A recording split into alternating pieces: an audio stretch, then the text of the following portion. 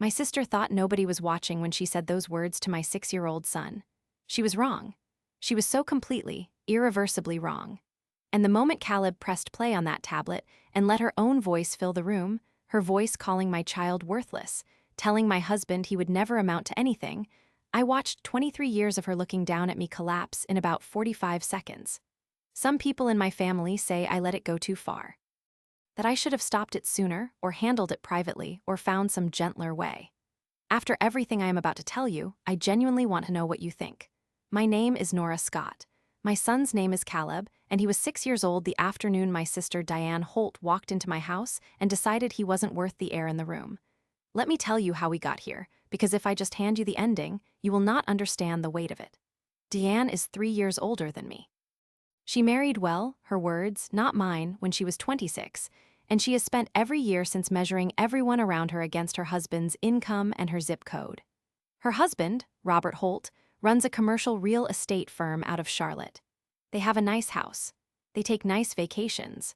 They send very pointed Christmas cards that list their children's academic accomplishments along with the return address. I know the type because I grew up next to her in the same house, watching her learn early that status was a currency, and she intended to spend it on everyone she considered beneath her. My husband Daniel is a good man. He works in logistics management, keeps reasonable hours, coaches Caleb's Saturday soccer team, and has never once in 10 years of marriage made me feel small. Diane has never liked him. She decided within the first dinner she met him that he wasn't serious enough, wasn't ambitious enough, didn't have the kind of career trajectory she respected. She smiled through every holiday, and then in the car on the way home, according to my mother, she would say things. My mother told me some of those things over the years, always prefaced with, "I probably shouldn't say this," but which meant she absolutely intended to say it. The first time I understood exactly what Diane thought of our family was Caleb's 4th birthday party. We had people over to the house, nothing extravagant, just family and a few of Caleb's friends from his preschool program. Diane arrived late, looked around the backyard, and before she even put down her purse, said to our mother, loud enough for me to hear from the kitchen doorway, "I don't know how they manage. This is such a small space for a child to grow up in." Our backyard is not small. It is a generous suburban yard, with a playset Daniel built himself over 2 weekends. I stood in that doorway holding a tray of juice boxes, and I did not say one word.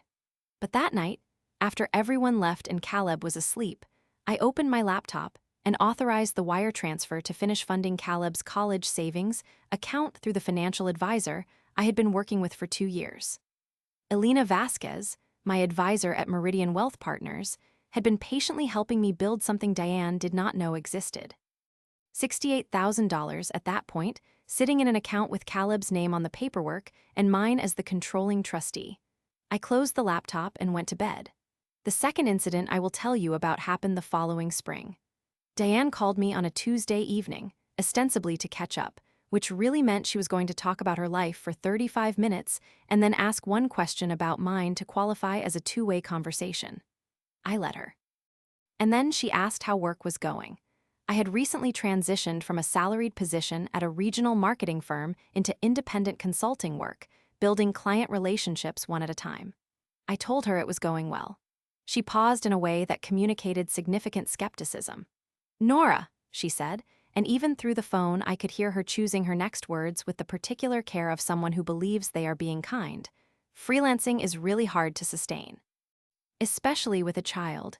Have you thought about going back to something stable? Something with benefits?" I told her I was managing fine. What I did not tell her was that I had signed 2 new contracts that month totaling just over $140,000 in annual retainer fees. I thanked her for her concern and changed the subject. The third incident involves my mother, and this one is important because it shows how the dynamic worked in our family, how Diane's opinions moved through the room like weather, affecting everyone's posture before she even finished speaking. My mother, Carolyn, is not a cruel woman. She loves her grandchildren and she bakes exceptional pound cake, and she remembers every birthday with a card and a check. But she has always deferred to Diane. Always. I do not know exactly when it started, whether it was birth order or personality, or something that happened when I was too young to observe it, but Diane has always been the authority in my mother's eyes. So when Diane decided that Daniel was not ambitious enough, my mother began to quietly agree. When Diane decided that our house was too small, my mother started mentioning real estate listings in different neighborhoods.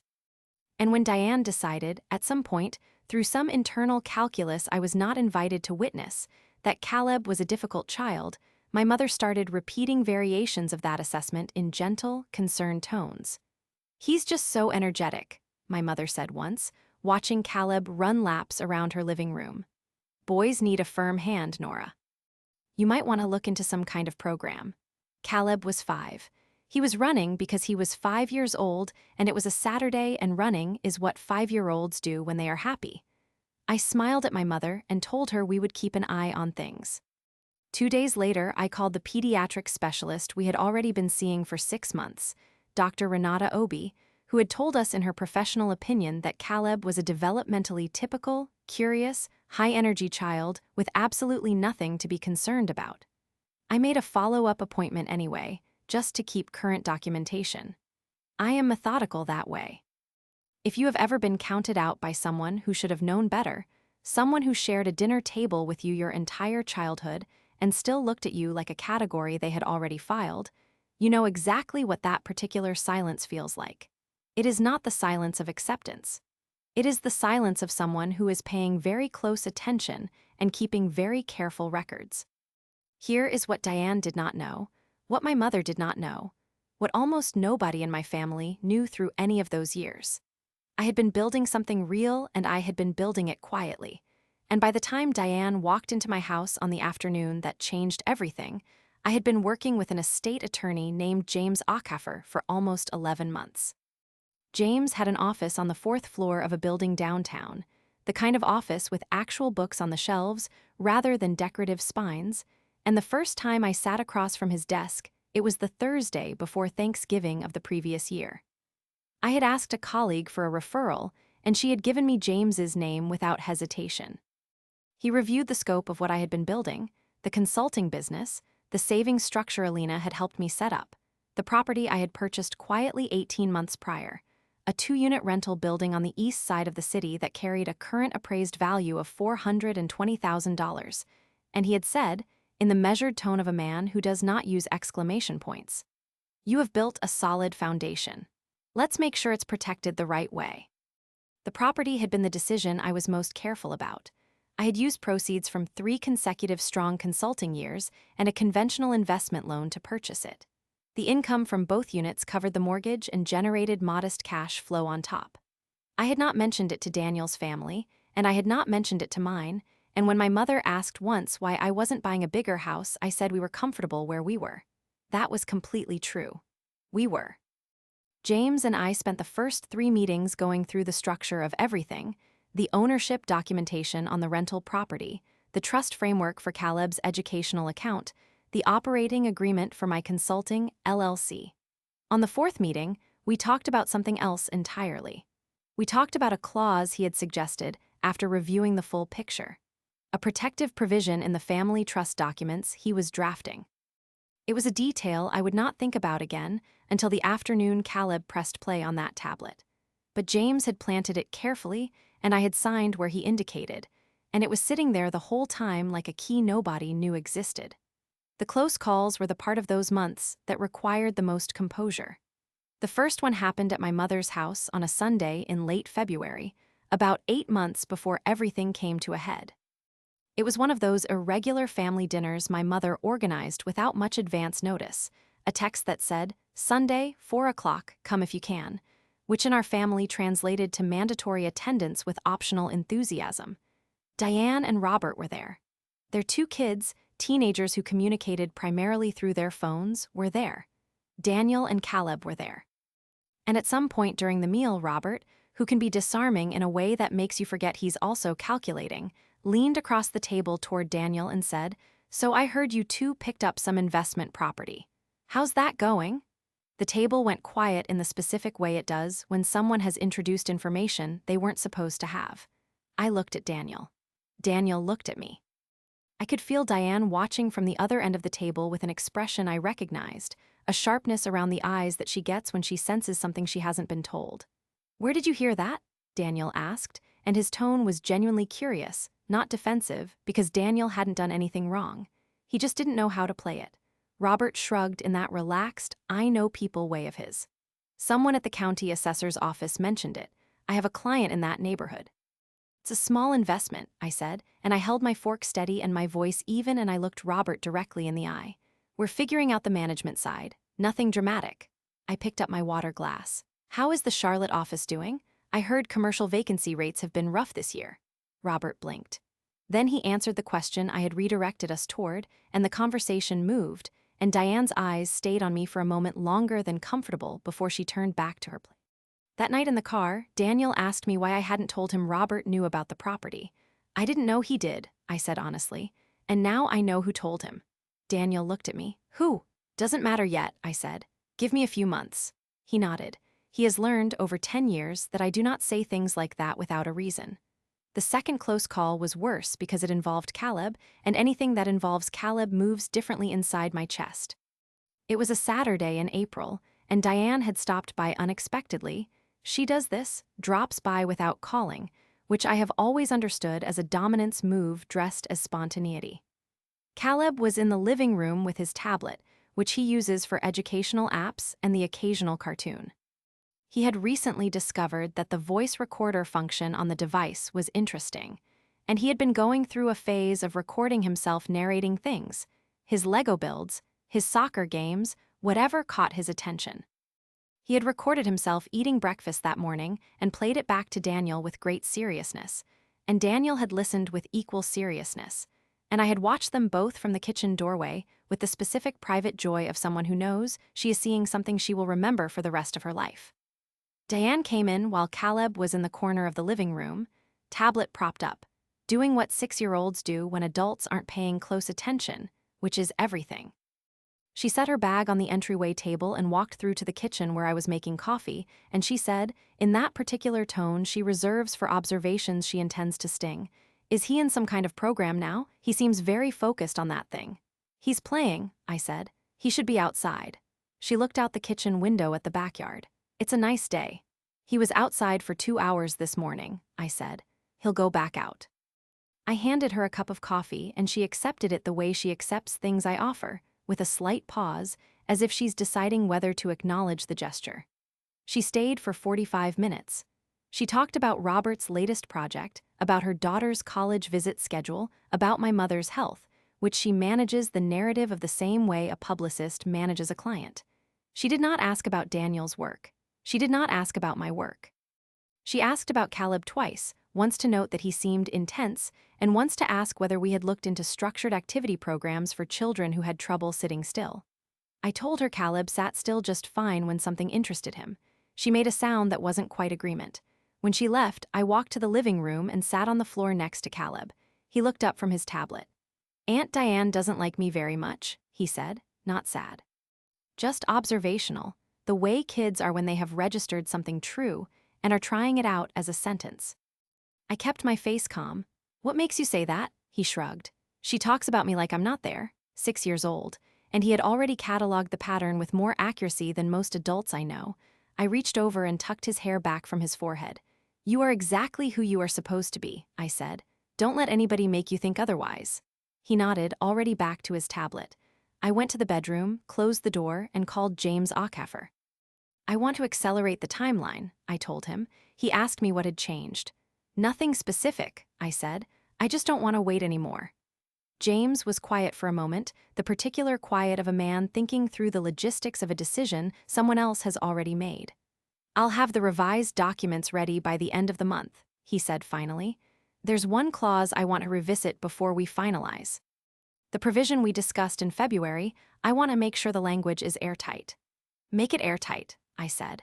"I always do," James said, and I believed him. I hung up and stood in the quiet bedroom for a moment. Through the wall, I could hear Caleb in the living room, narrating something to his tablet in the serious, earnest voice he uses when he believes he is documenting something important. And the thing about secrets is, the longer you keep them, the bigger the explosion when they finally come out. Everything I had built was about to be tested in front of every person in my family who had ever looked at me like I was something they had already finished deciding about. and I had approximately 6 weeks to make sure every piece was exactly where it needed to be. The family dinner that changed everything happened on a Saturday in early October, about 6 weeks after I had called James Ockhafer and told him to accelerate the timeline.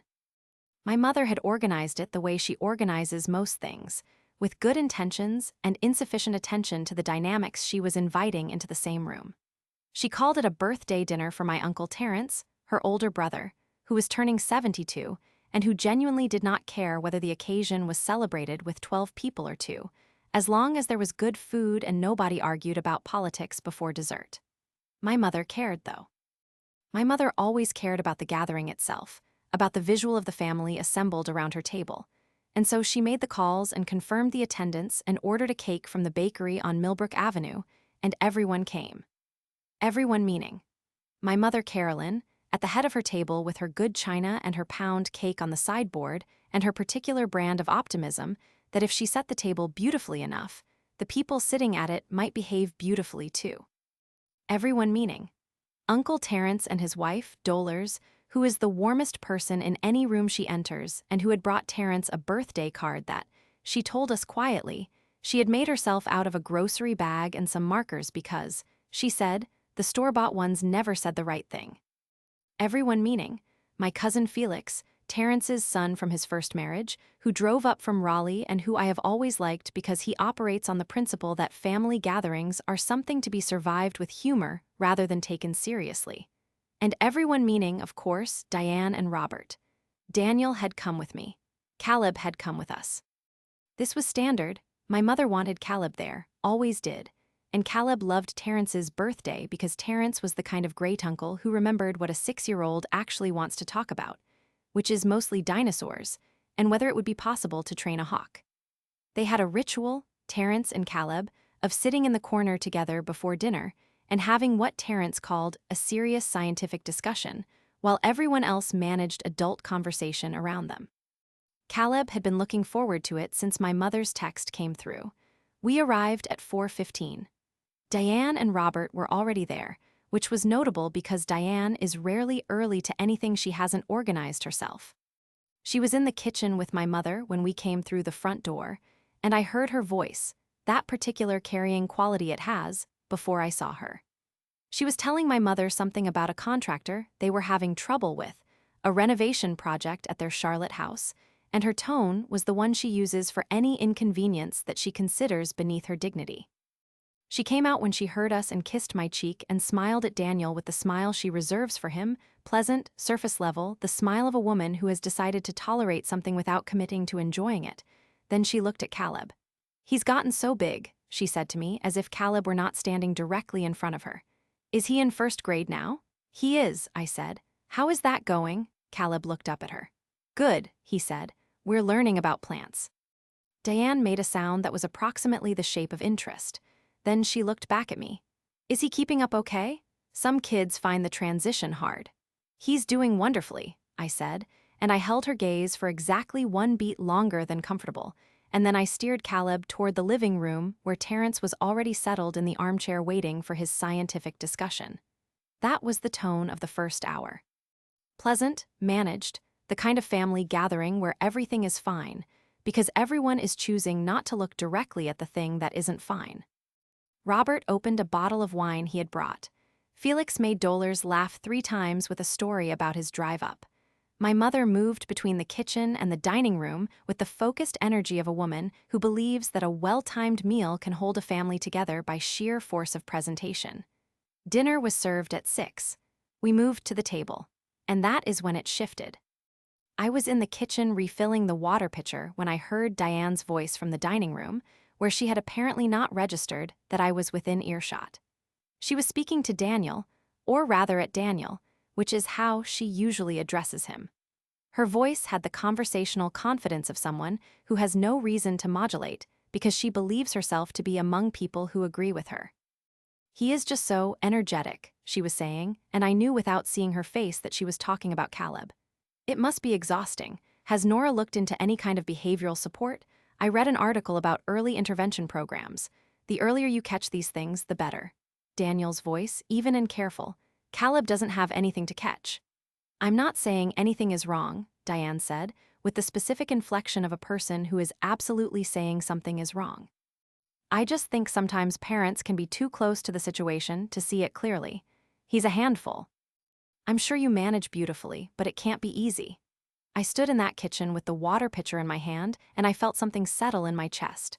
Not anger, exactly. Something cooler than anger. The thing that happens when a decision you have already made becomes a decision you no longer have to think about. I heard Daniel start to respond, and then I heard another voice, Diane again, but directed differently this time, lower, the way she speaks when she thinks she is being private. What she did not know, what she had no reason to consider, was that Caleb had finished his scientific discussion with Terrence and had drifted back toward the dining room with his tablet, which he carries the way other children carry stuffed animals. He had settled into the corner chair to the left of the dining room entrance, the chair that is angled against the wall, partially behind the door, where a 6-year-old with a tablet could sit completely unnoticed by adults who are not looking for him. He had been recording for 6 minutes before Diane said what she said, her voice clear and curt. Honestly, Daniel, between us, he is worthless. I don't know what you two expect, but that child is never going to amount to anything. There is just nothing there. The dining room went quiet. I heard Robert make a sound, not a protest, not an objection, a sound in the back of his throat that meant he was uncomfortable but had decided not to intervene. I heard my mother draw a breath. I heard Felix go completely still, the way you go still when something happens that you don't know what to do with. And then I heard the one voice I was not expecting. Caleb's voice. 6 years old, steady as a stone. Dad. I was moving before I finished processing it. Through the kitchen doorway into the dining room, where Caleb had walked out of the corner and was standing in the middle of the room holding his tablet in both hands. His face was calm, not the false calm of someone suppressing something. Actual calm, the calm of a child who has decided what he is going to do and is doing it. He pressed play. Diane's own voice came out of that tablet speaker at a volume the room couldn't ignore. Every word, the specific words, the particular certainty of a woman who believed she was speaking only to people who already agreed with her. Nobody moved. My mother's hand was on the tablecloth, and she was gripping it without appearing to know she was doing it. Robert had stopped mid-reach for his wine glass and left his hand suspended there, not completing the motion. Felix looked at Diane. Dolores, who is the warmest person in any room, looked at Caleb with an expression I will not try to reduce to a single word. Caleb let the recording play to the end. Then he looked at Diane for a moment, no anger on his face, no tears, just the clear-eyed assessment of a child who has confirmed a hypothesis. Then he looked at Daniel. Dad, he said, with the serious conversational tone he uses when he has something important to relay. The will says I'm supposed to get stuff when Grandma Carolyn is gone. Does Aunt Diane get to change that? The air in that room did something I cannot describe except to say that every adult at the table processed those words in their own way and at their own speed, and the speeds were very different. Daniel looked at me. My mother looked at Diane. Diane looked at the tablet in Caleb's hands like she was trying to understand how an object could have betrayed her. I crouched down next to Caleb. Go sit with Terrence, I said quietly. Tell him I said you two can have dessert first. He nodded without drama and went. Terrence, who is 72 years old and has seen enough in his life to know when a room needs a child removed from it, opened his arms and said excellent timing, and let Caleb climb up next to him with no further questions. I straightened up, I looked at Diane, and then I took out my phone and I called James Ockhafer. He answered on the second ring because I had texted him that morning to make sure he would be available. It's time, I said. Move everything forward, all of it. James said he understood, and he would make the necessary calls first thing Monday. I thanked him and ended the call and put the phone back in my pocket and looked at my sister across my mother's dining room table. We should talk, I said. Not tonight. But soon. Diane's hand went to the base of her throat, a gesture I had not seen her make before, the instinctive reach for something to hold onto when the ground has shifted. Nora, not tonight, I said again, quietly. Enjoy the birthday dinner. If you are still with me, stay, because what happened next is the reason I am telling this story at all. The meeting I called happened 8 days later, on a Sunday, at 11 in the morning. I chose my house. I chose my house deliberately, because I wanted Diane on territory she did not control, and because I wanted her to sit in the rooms she had described as inadequate and understand what she had been looking at without seeing. I told her to come alone, and she came with Robert anyway, which I had anticipated. Daniel was home. Caleb was at a soccer practice Daniel would normally have coached, but Felix, who had called me after the birthday dinner and said, "Whatever you need, I'm in," had agreed to cover. My mother was not there. I had spoken to her separately, the morning after the birthday dinner, and what I told her then I will come back to. The important thing is that when Diane and Robert sat down in my living room on that Sunday morning, it was the four of us. Daniel beside me. Diane across the coffee table with her posture impeccably straight. Because when Diane is uncertain, she becomes more formal, the way certain buildings become more rigid in a storm right before something structural gives. Robert beside her with his leg crossed at the ankle, projecting the ease of a man who has navigated business negotiations and assumes this will be similar. He was not entirely wrong about that. I had a folder on the coffee table. I had made myself a cup of coffee and I had not offered them one, which Diane noticed and Robert pretended not to. "I want to talk about what happened at Mom's," Diane said, before I could open the folder. Her voice was controlled. What Caleb did was inappropriate. A child shouldn't be recording private conversations. I looked at her steadily. A child shouldn't have to. Nora, I want to be very clear about something. I kept my voice even. Not cold, not warm, the specific register of a person who is done performing either. Before we discuss anything else, I want you to understand that Caleb heard what you said. He understood it.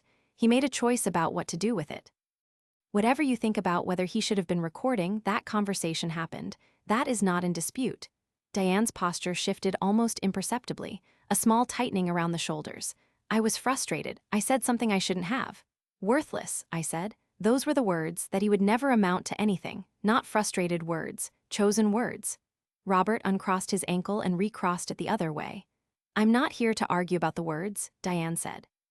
Her voice had shifted into a register I recognized, the one she uses when she is managing a situation she believes she can still manage. "I'm here because I think we need to talk about the family finances, Mom's estate, the will. Caleb mentioned something and I want to understand. He mentioned the will." I let that sit for a moment.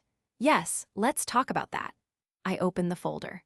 The first document I placed on the coffee table was not from James Ackhafer. It was the summary statement from Alina Vasquez at Meridian Wealth Partners, a one-page overview, dated 3 weeks prior, showing the current value of Caleb's educational trust. $114,000. 3 years of structured contributions, professionally managed, with me as the sole trustee and Caleb as the sole beneficiary. No other family member had any access to it, any knowledge of its structure, or any claim on it under any circumstance. Diane looked at that number and I watched her do arithmetic. A pause, 4 full seconds before she spoke. Then, "That's Caleb's college fund? His educational trust," I said. "There's a difference. A college fund is an account. A trust is a legal structure with a trustee, distribution conditions, and protections. James Ackhafer drafted it. He's an estate attorney. He's been working with us for almost a year." Robert leaned forward slightly, just slightly, and looked at the document more carefully. He recognized the architecture of it in a way Diane didn't. He deals in property and structures. He knows what professional legal frameworks look like, and the document in front of him looked like exactly that. "When did you set this up?" Diane asked. "I started the contributions 3 years ago," I said. "James formalized the structure 11 months ago." Diane looked at me, and for the first time in that room, the careful management behind her eyes slipped for just a moment. Something uncertain moved through her expression, not guilt, exactly. More like the specific disorientation of realizing you have been confidently wrong about the dimensions of a room you thought you knew.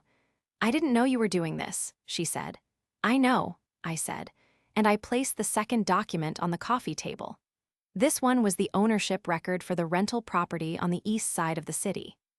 The 2-unit building I had purchased quietly, without announcement, that now carried a current appraised value of $420,000. The mortgage statement showed the remaining balance. The difference between those two numbers was equity that belonged, without complication or ambiguity, entirely to me and Daniel. Robert's leg stopped moving. He had been doing a micro tap with his foot since he sat down, the kind of unconscious movement that reveals a person's internal tempo, and it stopped completely when he saw that document. "You own an investment property," he said. It was not quite a question. "For almost 2 years," I said. "In this market?" His voice had changed, the ease was still there in the surface of it, but underneath I could hear something recalibrating. "Robert is a commercial real estate professional. He knows what that purchase at that time in that location means in terms of appreciation. He knew what it was worth the moment he saw the address. Elena recommended the timing, I said. She was right. Diane was looking at the document. Her hand, which had been resting on her knee, moved to the edge of the couch cushion and pressed down against it. Why didn't you tell anyone? Her voice came out flatter than she intended. The management was still there, but it was working harder. Because it wasn't anyone's business, I said, not unkindly. Simply, my finances are not a family matter. My son's future is not a family matter. They are mine to build and mine to protect. Nobody spoke for a moment. Then Diane said, "What does this have to do with Mom's estate?" And there it was. The thing she had actually come to talk about, dressed up in the clothing of concern about Caleb, and the recording and the things she said at the birthday dinner. The real question, the one that had been sitting under everything since Caleb stood in the dining room and asked, in his perfectly reasonable 6-year-old voice, whether Diane could change what the will said. I placed the third document on the table. This one was a letter from James Ackhafer, addressed to me, summarizing the protective provision we had included in the family trust framework. I will not go into the full legal language because that is not the point. The point, the relevant point, the thing that Diane needed to understand, and that I needed her to understand clearly and without ambiguity, was this. My mother had made decisions about her estate a long time ago. Those decisions included provisions for her grandchildren. And at some point in the past several years, at some point that had not been announced or discussed or brought to any family meeting, Diane had had conversations with my mother. Private conversations in which she had apparently expressed opinions about Caleb, about his potential, about what he deserved, about whether the provisions my mother had made for him were appropriate given her assessment of his prospects. I knew about those conversations because my mother had told me. Not to warn me, not as an act of loyalty, my mother told me because she was uncertain and she needed someone to talk it through with, and she had come to me 2 months before the birthday dinner and sat in my kitchen and said, with her hands folded in her lap, "Diane thinks I should reconsider the grandchildren's clause. She thinks Caleb doesn't need as much as she initially thought." I had listened. I had not reacted. I had asked my mother how she felt about it. My mother had been quiet for a long time. Then she said, "He is my grandson." That was all she said, but it was enough for me to call James the next morning and tell him to make sure the language was airtight, which is what he had done. The protective provision in the trust documentation meant that the specific clause about the grandchildren, the distribution structure my mother had established, with Caleb included by name, could not be modified by any third party without my mother's explicit written authorization and a waiting period and an independent review by a separate attorney. Diane could express opinions. She could have private conversations. She could apply whatever pressure she was capable of applying. But the legal structure meant that by the time anyone moved on anything, there would be documentation, review, and a process that would take months and create a paper trail that would be very difficult to look at without drawing conclusions. Diane looked at the letter for a long time. Then she looked at me. "You did all of this," she said slowly, "because of what you thought I was planning." "I did all of this," I said, "because my son's future is my responsibility." "Whatever you were planning or not planning, this was always the right thing to do." Robert spoke, and his voice was quieter than it had been since they arrived. "Does your mother know about the trust structure?" "She knows James drafted protective documents," I said. "She approved the framework." She didn't ask for details and I didn't give them to her, because she trusted me and I don't believe in making people manage information they don't need to manage. Diane's posture, which had been perfect since she sat down, finally broke, not dramatically, not a collapse, but a small surrender at the shoulders. Like a building settling into its foundation after a long period of structural resistance. She looked at the documents on the table. She looked at her hands. Then she looked up at me and she said something I was not expecting. "I convinced myself it was practical," she said. Her voice was different now, no management in it, no careful construction. Just a woman saying the thing she actually believed. "I told myself he was difficult and that Mom was being sentimental and that I was the one being realistic. That's what I told myself." The room was quiet. "You called him worthless," Daniel said. His voice was not raised. "He said it the way you state a fact you have decided to put on record." Diane closed her eyes for a moment. When she opened them, she did not look at Daniel. She looked at me. "I know what I said." "He heard it," I said. "He's 6, he understood it. He made a recording because somewhere in his 6-year-old thinking he understood that grown-ups sometimes need evidence." I paused. "He got that from me," I will not apologize for that. Diane's hand went to the base of her throat again. What do you want? Robert asked. He was looking at me, and his tone was the measured tone of a man trying to locate the transactional center of a situation he can no longer pretend is just a family disagreement. I want Diane to stay out of my mother's estate planning, I said. Completely. Whatever conversations she has been having with Mom about the grandchildren's clause, those conversations are over. James will make sure of that structurally, but I want it to be a choice, not just a legal barrier. Robert nodded slowly. I want an apology to Caleb, I said. A real one, not managed, not worded for her comfort. A real one in front of him in whatever words she can find that a 6-year-old will understand. Diane's eyes were bright now, not tears exactly, but the pressure behind them. And I want my family to understand something clearly. I looked at both of them. I am not what any of you decided I was. I never was. And going forward, when I tell you something is fine, I need you to extend the same respect you would extend to someone you took seriously. Nobody said anything for a long time. Then Diane said, very quietly, I do take you seriously. Then start acting like it. Robert leaned over and said something low to Diane that I did not catch. She nodded once, a small, deliberate motion. She looked at me. Can I see him, Caleb? Next week, I said. When you're ready to be what you should have been from the start. They left 40 minutes later. Robert shook Daniel's hand at the door, which was a gesture I found oddly appropriate, the acknowledgement of something formalized, something documented. Diane looked back at me from the doorway. Her hand went to her throat one more time, then dropped. The door closed. Daniel turned to me. He said nothing for a moment. Then he pulled me into a hug, the particular kind he reserves for the moments after something large and necessary has happened, and I stood in it and let my hands stop being professional for just a moment. You okay? He asked. Yeah, I said. I think I really am. The apology happened the following Saturday. Diane came alone. Caleb was in the backyard with his soccer ball when her car pulled up, and I went out and told him someone was here to see him.